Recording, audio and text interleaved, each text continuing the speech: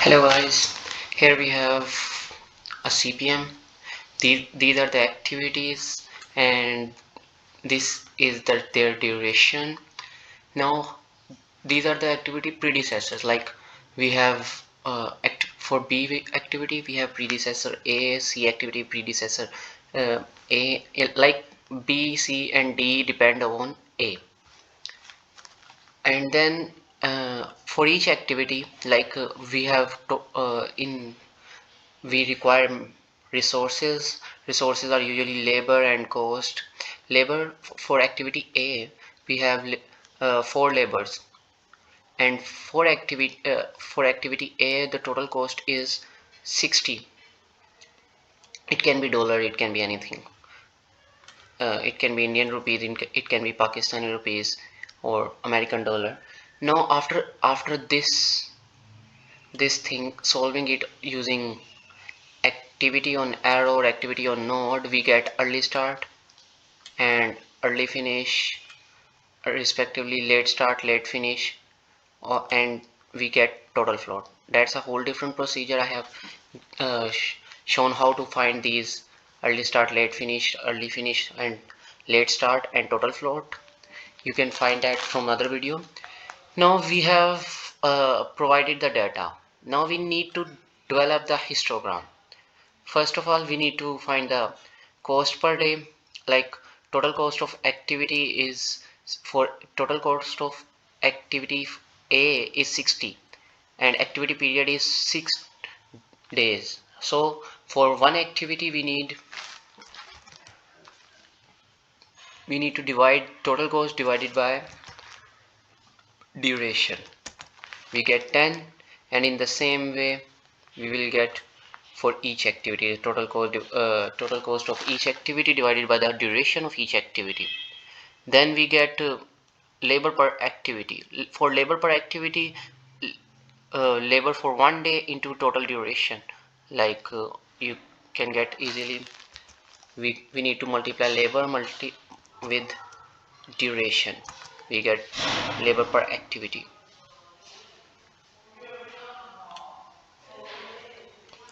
Like this is the labor hours we need. And now we need to develop the bar chart on Excel. How to start? Let's say we need just copy this, copy, paste it over here. Now for bar chart we need, let's start 1 2 3, and let me make it small so that we can increase it up to how much we need. I don't know, we will increase it afterwards as we require. Okay, we got activities over here, and let's start with cost. Let's start with labor resources. Now we need labor, copy and paste. We got labor over here. And now early start for activity A,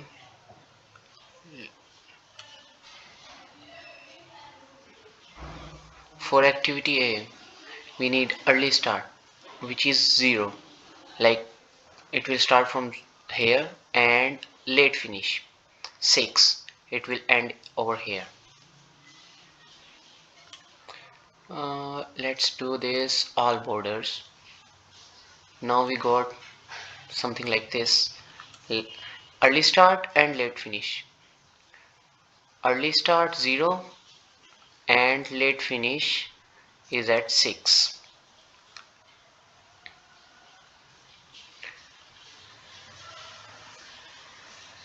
Well, actually in during time it's not always 6. Like 0 will be for early start, 0 will be 0 plus 1, and 6 will be 6 plus 1.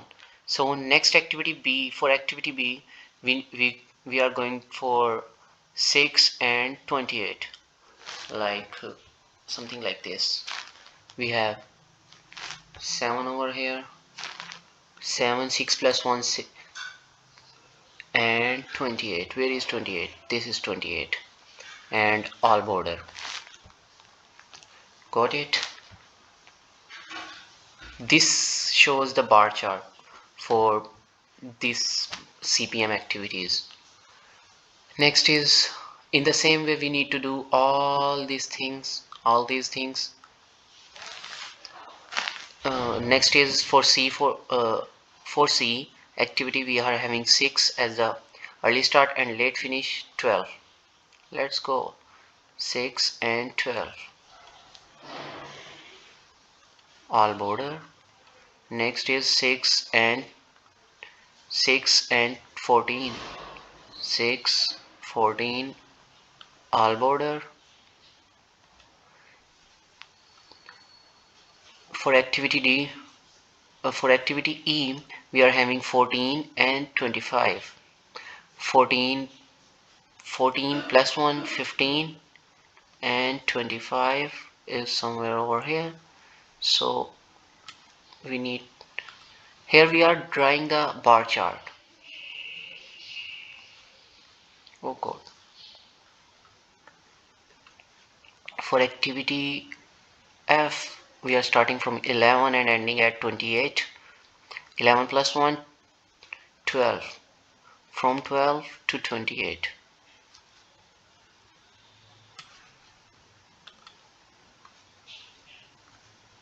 Now activity G, 11. For activity G, we are having 11 and 34. 12 and 34. 12 and 34. Then comes activity H. For activity H, we are having 11 and 24. Okay. 11 plus 1, 12 and 24. All border.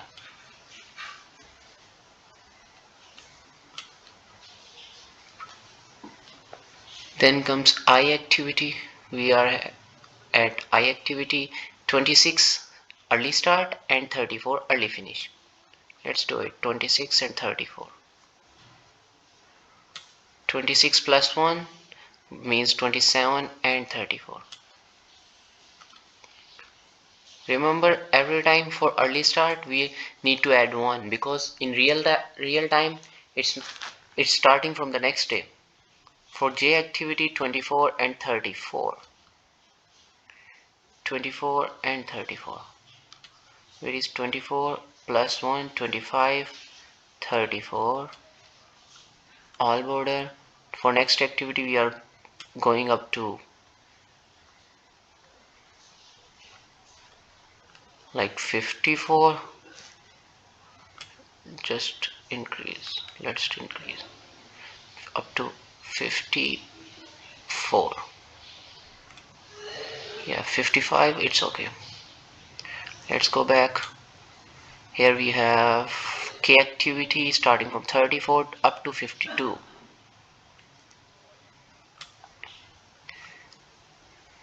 K activity starting from 34 plus 1 up to 50. I think 52. What the hell? I forgot. Let's go back and see. 52. Okay.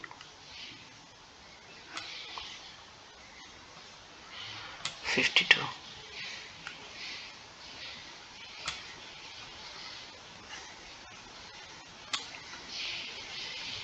34 plus 1 and 52. All border. Here we have drawn the bar chart.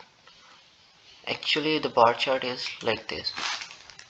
As you can see it over here, like activity A will be finished first, and then activity activity B, C and D will start.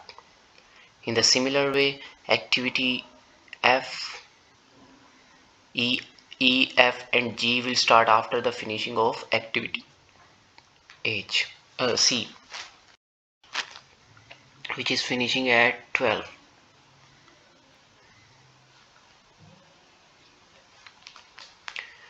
Now here comes the real scenario. We have done it. Now we need to copy it so that we can use it further for different procedures. Copy and just paste it,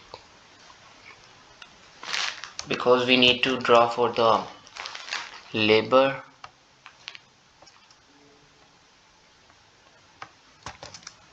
and cost. There will be almost 4. Like initially this is this. Now we need to put the values, like let's just make it easy for you.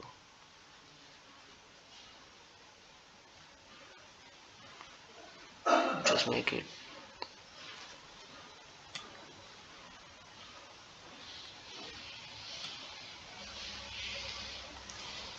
yeah, this is much better. Now we need to put the values of this. Just add cell,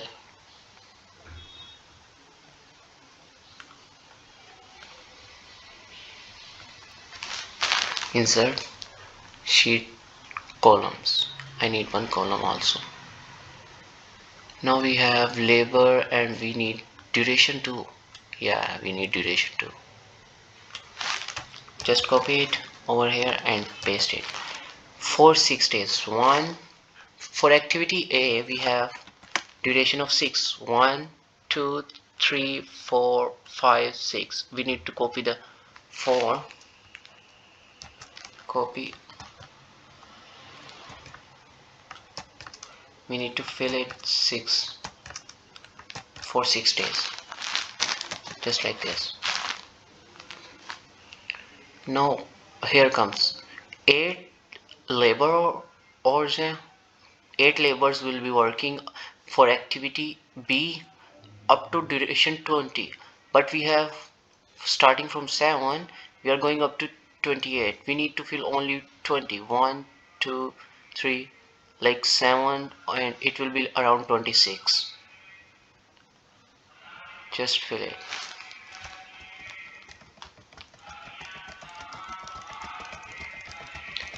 To 26. We don't need to fill these 2 boxes because these are giving us the float. We have 1, 2, 3 and 20. Here we have 20. For 20 duration we have 8 laborers working. Then comes for activity C, we have 12 laborers working for 5 days, and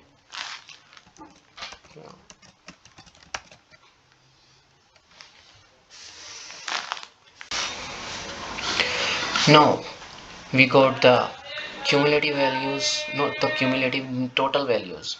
These total values will provide us the, we come in insert, we come to the graphs, and graphs will give us this value. Now this graph is showing us that during the days how many labor hours we require. As you can see, this is not an actually optimized, like we are having a sudden increase and a sudden increase, and then we are getting decreased amount of labors, and in the and here the sudden decrease and then increase. This is not an optimized histogram. We need to optimize it. We will do it right now. Now we need to go for how we can optimize our histogram. This labor histogram can be optimized with these values, these boxes. Boxes will help us during our planning of a project. Like we have this much float, we can move these values over here. but try not to provide any blank space between these, like not this, like this one. Don't do such things, like you just provide it over here. That this space will not help, because during a project you don't provide 10 labels for same work and after 3 days leave we provide again those 10 labels. Like, this is not good for the project. It will cost many man hours, and most probably the cost and labors, so it is not a good thing. Now here comes, initially we can change it like this, we can see that 45 45 51, it's okay. 48 48 28 24 14, this is not good. We need to change it. How we can do it? We can move these values up to come over here, like somewhere over here. Now what do we get? 17. Still we can move 10 further. 10. We need to move the whole scenario. Now we go, it's okay. 42 42 48 48 51, it's going good, much better. Like, now we have a smooth, you can say a smooth ascending and descending without any fluctuations, the histogram. Like, on the day, from the day 7 to 25, we need to provide 24 labors. I think 24, yes, 24 labors, and without any fluctuation. Like, 4 labors will work throughout the project, then 6 labors will work from day 7 to day 34. Then comes, how many labors? We have 15 labors working from day 7 to day 32.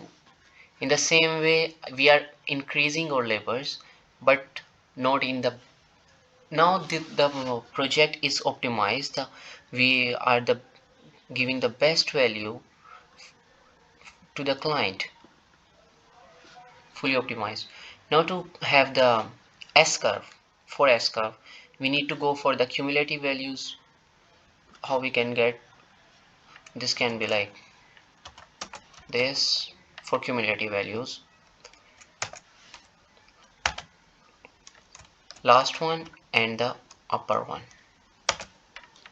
We are getting it, we need to increase it up to the maximum value so that we get the cumulative, and 966 labors we need totally during whole project. Now to draw the S curve, we need to go for the, you can say, just select these two values, simply edit and cumulative, insert, go for the combo, and here we have the S curve.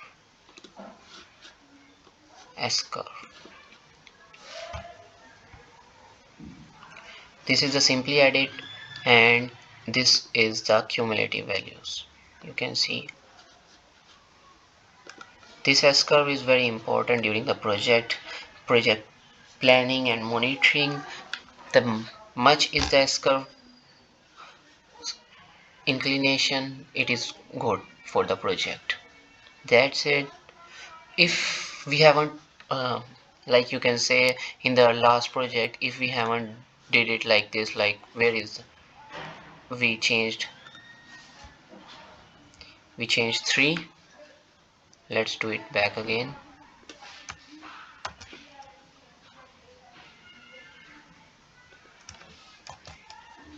Now the S curve is changed. S curve is in the starting, the S curve was much smoother over here, but now because of the change, the S curve is not as much smoother. This will affect project very much. If it's a big project like for a multi-story building, the S curve is very important. So we need to do it by,